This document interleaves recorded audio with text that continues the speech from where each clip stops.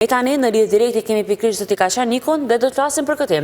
Zoti Kaçanikun, mirëmëngjes dhe faleminderit shumë që jeni bashkë me ne sot. Mirëmëngjes ju, ju faleminderit për ftesën dhe për mundësinë. Atëherë unë tregova që edhe ju keni reaguar gjatë ditës së djeshme pikërisht për këtë, për shikuesit të cilët ndoshta nuk kanë pasur mundësi ta shohin njoftimin tuaj, lutem na tregoni cili ka qenë reagimi.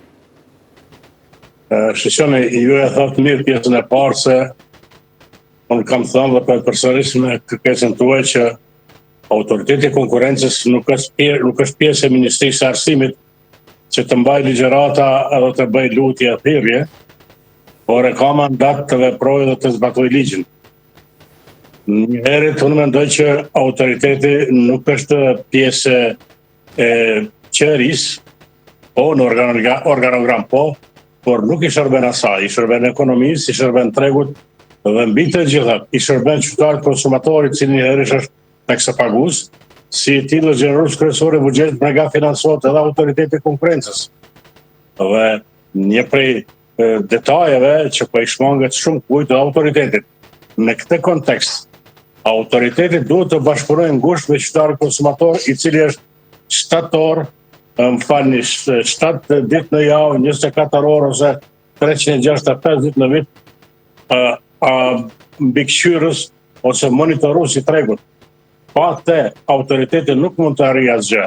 As ne nuk mund të arrijmë asgjë pa të, sepse ne këtë autorizim dhe këtë kompetencë ja kemi deleguar këtij autoriteti dhe kjo nuk do të thotë se ne kemi heqë dorë nga kjo e drejtë jona, përkundrazi ne kemi autorizuar dhe gjithmonë jemi në disponim që të bashkëpunojmë rreth të njëjtës kauzë.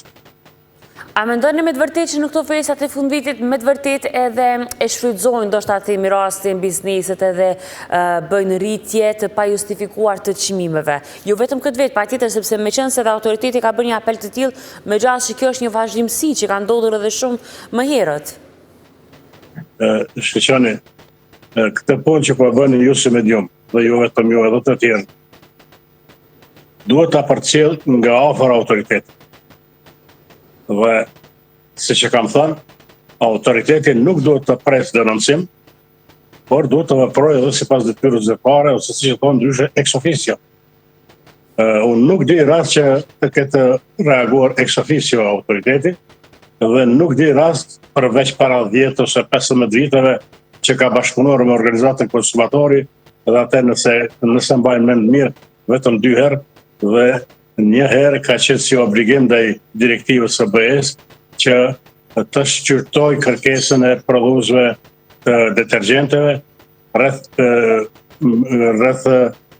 shkeljes eventuale të ligjit të konkurrencës së lirë. Domethënë, autoriteti sillet sikur e ka një pashallëk të vetën dhe shiqon nga lart dhe kur dikush nga qeveria nga lart ja bën me sy atë reagon. Jo. Autoriteti duhet të reagojnë të gjitha dyshimet e ndryshimit të çmimeve, si në tregun e gjelbër, si në markete, si në restorante, kudo, sepse kudo ka trukime, ka marrëveshje për çmimet. Po përsëris, kudo ka marrëveshje për çmimet dhe këto marrëveshje duhet të hetoj autoriteti, duhet të hetoj autoriteti i auditimit, duhet të hetoj autoriteti i inspeksionit të tregut, duhet të hetoj i gjithë aparati shtetëror. Përndryshe, do të bëhet kaos ashtu si sinjali. Zoti Kaçaniku e përmendët pak më parë që ka vite më herët ku keni bashkëpunuar pikërisht me autoritetin. A mungon një bashkëpunim i tillë kohëve të fundit, meqense ju jeni zëri i konsumatorëve dhe po besoj që do duhet që të kishit një marrëdhënie ndoshta të mirë mes njëri tjetrit? Po, tash do po e përsëris. Viteve të fundit, domethënë 10 vite edhe ne nuk njihemi. Autoriteti neve nuk na njeh. Autoriteti nuk e din se i shërben edhe qytetarët konsumator taksapagues, po e them, i cili është edhe financuesi i autoritetit. Domethënë i merr parat nga ne, po neve si do ta thoya shumë thjesht, neve na thot papa. Po pse ky mos bashkëpunim? Shiqoni, është një formulë shumë e thjeshtë që unë e përdori shpesh. Dhe them kështu, nëse dikush, kushdo qoftë autoritet privat, individual ose autoritet institucional, mekanizmal, nuk di, nuk do, ose nuk mund të zgjidhë në problem. Atëherë është pjesë e problemit. Domethënë, nëse dikush nuk di, nuk e ka vendin aty. Nëse dikush nuk do, duhet të merret me përgjegjësinë. Nëse dikush nuk mundet, atëherë duhet të shkojë te mjeku. Por nëse dikujt i mungojnë të trijat, atëherë është pjesë e problemit.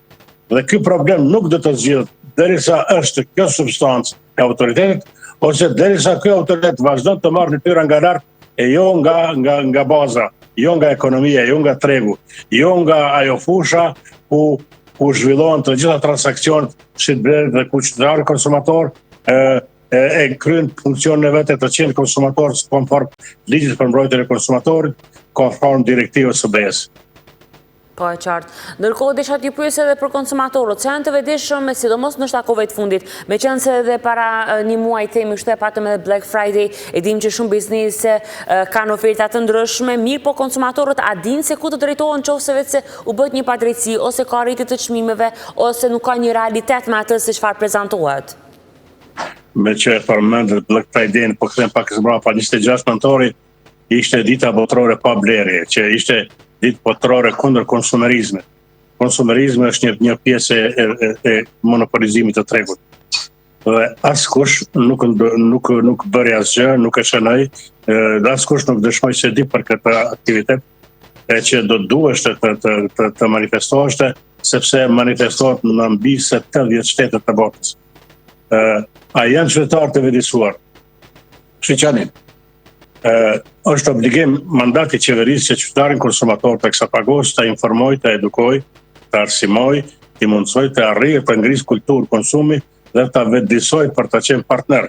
Ne jemi partner të shtetit një 50% do të thoja, atësa ne obligohemi që me patriotizëm maksimal të kryejmë obligimin tonë fiskal për të dhënë taksat për të mbushur buxhetin. Por derisa edhe kjo qeveri, si të gjitha legjislaturat tjera, mendojnë se ne jemi të mirë dhe të dëgjueshëm rreth mbledhjes së taksave dhe dhënies së taksave, në anën tjetër të gjithat neve na kanë konsideruar dhe na konsiderojnë se nuk jemi të aftë për të dhënë mendim, për të shprehur dëshirën, për të artikuluar nevojën se ku do të shkojnë ato para. Paratë e shtetit që nënkuptohen, disa i thënë paraja publike, pra paraja e qytetarit konsumator në buxhet, shpenzohet në mënyrë të pa kontrolluar, në mënyrë të pa monitoruar nga qytetari konsumator. Sepse dikush neve na do të tillë, të pa informuar dhe të pa vetëdijsuar në mënyrë që mund të bëjë se çfarë të doj me paratë tona dhe me tregun ku ne jemi faktori kryesor, sepse unë them se komponenta kryesore socio-ekonomike është kërkesa, është nevoja, është transaksioni. Pra është ai që e bën këtë detyrë, ai që e bën këtë detyrë qytetari konsumator, po e them, pa monotoni, taksapagues dhe xheroz kryesor i buxhetit të Republikës së Kosovës. Zoti Kaçanikon, falenderoj shumë për kohën që e patë dhe që ishit bashkë me neve, duke shpresuar që me të vërtet edhe autoriteti ta kryej punën e vet, sepse apeli po bëjmë edhe ne këtu. Konsumatorin, anëse konsumator është edhe dëgjuesi, shiqësi, audienti i programit të KTV-s. Dhe me lejen tuaj nëse s'po të proj. Me që po pretendoj se po shihemi për herën e fundit këtë vit, juve audiencës dhe mbar konsumatorët të Republikës së Kosovës gëzuar vitin e ri 2026. Faleminderit shumë, gëzuar edhe juve, por shpresoj që me çmime më të ulta, me ekonomi pak më të rritur. Jemi si qenë çmimet do t'i mbajmë në kontroll, por me që ja kemi lënë mandatin partive politike, ato dinë çka bëjnë.